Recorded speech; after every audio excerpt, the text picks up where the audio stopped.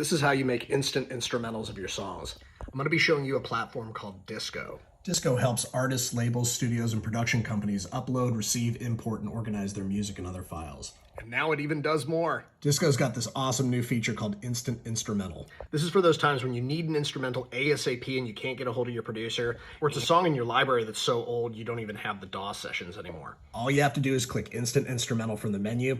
It'll generate that instrumental for you. Now let's check out how this generated instrumental stacks up against the original.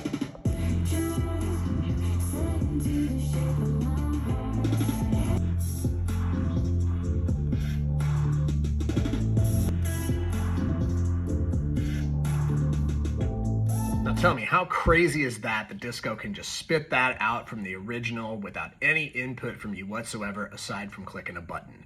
This is the perfect thing to use when you're in a pinch and you need that instrumental to send over ASAP. All right, hope you found that helpful. I'm back to making some music. See you next time.